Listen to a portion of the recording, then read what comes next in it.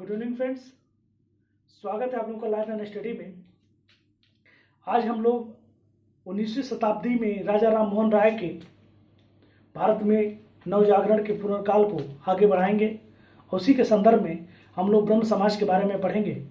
तो जैसा कि मैं आपको बताया था कि 1815 में राजा राम मोहन राय जी ने आत्मीय समाज की स्थापना की थी। यही आगे चल करके ब्रह्म समाज का रूप ले लेता है।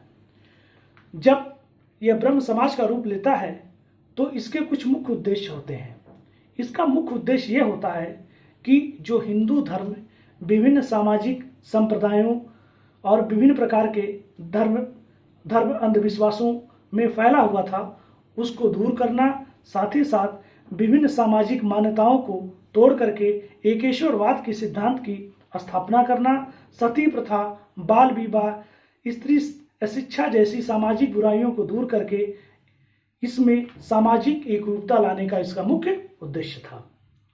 1828 में ब्रह्म समाज की स्थापना राजा राम मोहन राय जी करते हैं और फिर उसके बाद इसमें धीरे धीरे और भी इसकी शाखाएं विकसित होती चली जाती हैं। उसके बाद में जब यह 1833 में इनकी मृत्यु हो जाती है और इनकी मृत्यु इंग्लैंड के ब्रिस्टल शहर में होती है, उसके बाद इसका नेतृत्व द्वारका नाथ टैगोर के हाथों में चला जाता है। ब्रह्म समाज का नेतृत्व द्वारका नाथ टैगोर के हाथों में चला जाता है।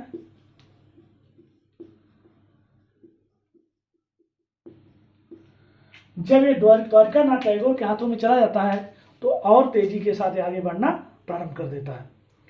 उसके बाद केशव चंद्र सेन इसमें जुड़ते हैं, लेकिन केशव चंद्र सेन से और द्वारका नाथ टैगोर से कुछ आपसी मनमुटाव हो जाता है, जिसके कारण केशव चंद्र सेन ब्रह्म समाज से अलग हो जाते हैं। उसके बाद में इसमें केशव चंद्र सेन जुड़ते हैं, फिर दोनों लोगों में फूट पड़ जाती है। फूट पड़ने के कारण केशव चंद्र सेन भारतीय ब्रह्म समाज की स्थापना करते हैं।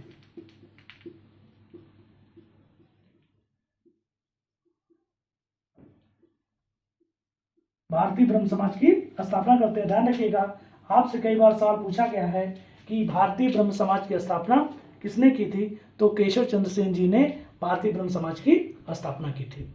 उसके बाद केशव चंद्र सेन के प्रयासों के कारण ही सरकार ने 1872 में ब्रह्मा विवाह एक्ट पारित किया था। इन्हीं के प्रयासों से ही सरकार ने 1872 में ब्रह्मा विवाह एक्ट, इसी को नेटिव मैरिज एक्ट, बहुत बार एग्जाम में पूछा गया है, नेटिव मैरिज एक्ट पास करते हैं केशव चंद्र सेन के सहयोग से। एक चीज और आपको जानने के लिए बता दूं कि 1829 में सती प्रथा को समाप्त करने के लिए लॉर्ड विलियम बेंटिक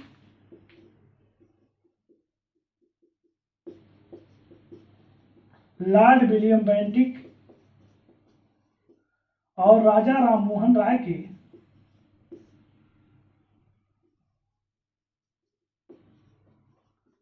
के प्रयासों के द्वारा नियम 17 के द्वारा सती प्रथा को समाप्त किया जाता है। ध्यान रखिएगा, बहुत इंपॉर्टेंट ये पॉइंट है। उसके बाद में केशव चंद्र सेन के प्रयासों से ही जब 1872 में ब्रह्मा विवाह एक्ट पारित किया जाता है, फिर उसके बाद में धीरे धीरे क्या हो जाता है, धीरे धीरे फिर इसमें बिखराव हो जाता है 1878 में। उसके बाद में केशव चंद्र सेन के कुछ अनुयायी मिलकर के साधारण ब्रह्म समाज की स्थापना करते हैं। केशव चंद्र सेन के अनुयायी मिलकर के साधारण ब्रह्म समाज की स्थापना करते हैं। साधारण ब्रह्म समाज की स्थापना करते हैं, जिसके अध्यक्ष आनंद मोहन बसु बनते हैं। जिसके अध्यक्ष आनंद मोहन बसु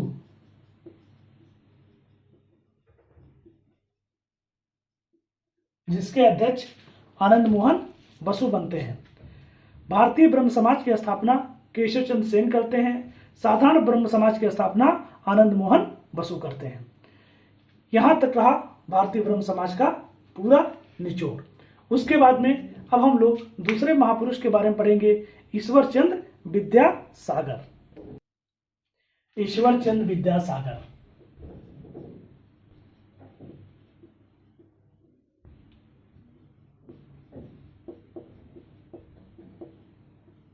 विद्यासागर, इनका नाम विद्यासागर इसलिए पड़ा क्योंकि ये बहुत विद्वान व्यक्ति थे, इसीलिए इनकी विद्वता के कारण इनका नाम विद्यासागर पड़ा।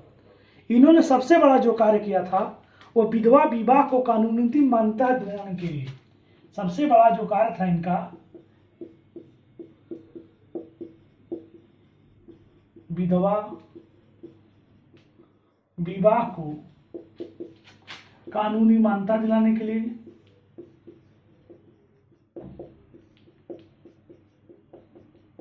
कानूनी मान्यता दिलाने के लिए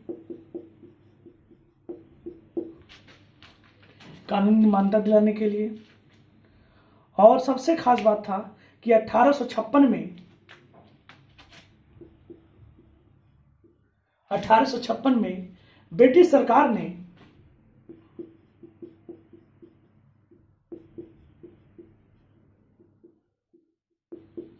ब्रिटिश सरकार ने विधवा पुनर्विवाह अधिनियम पारित कर दिया। विधवा पुनर्विवाह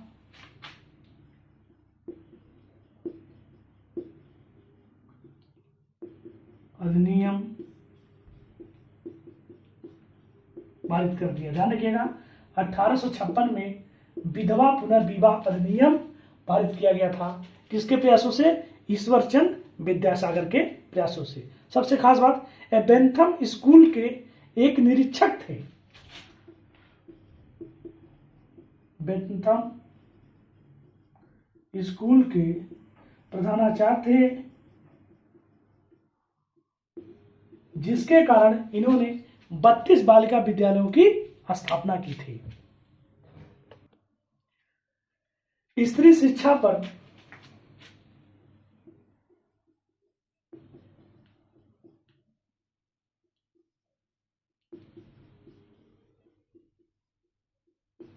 विशेष बल दिए थे।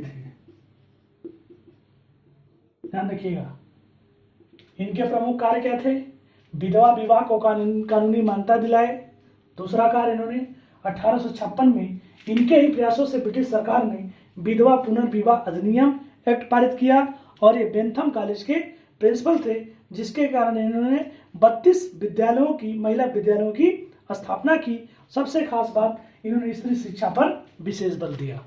और एक और आंदोलन है जिसको पढ़ लेना बहुत जरूरी है, वह है यंग बंगाल आंदोलन। यंग बंगाल आंदोलन,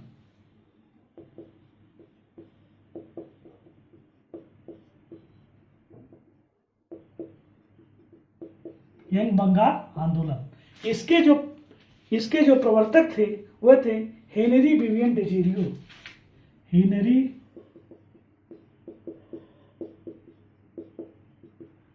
हेनरी विवियन डेरोजियो।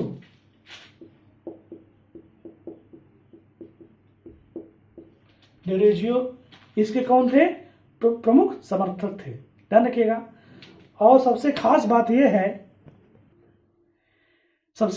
यह है कि हेनरी विवियन डेरोजियो के विद्वता से प्रभावित होकर के सुरेंद्र नाथ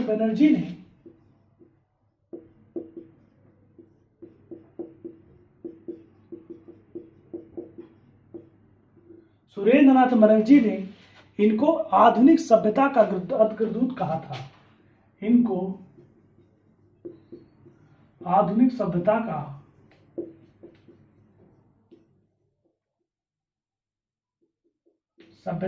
अग्रदूत,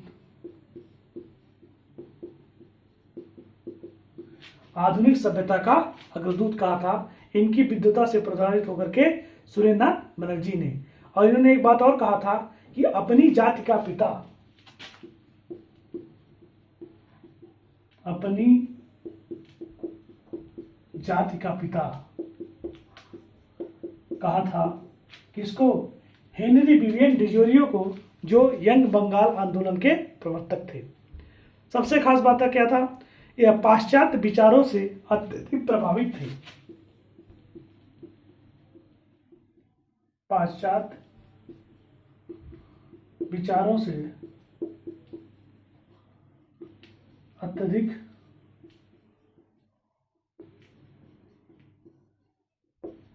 प्रभावित थे। वीडियो आपको कैसा लगा कमेंट में जरूर बताइएगा। थैंक यू दोस्तों।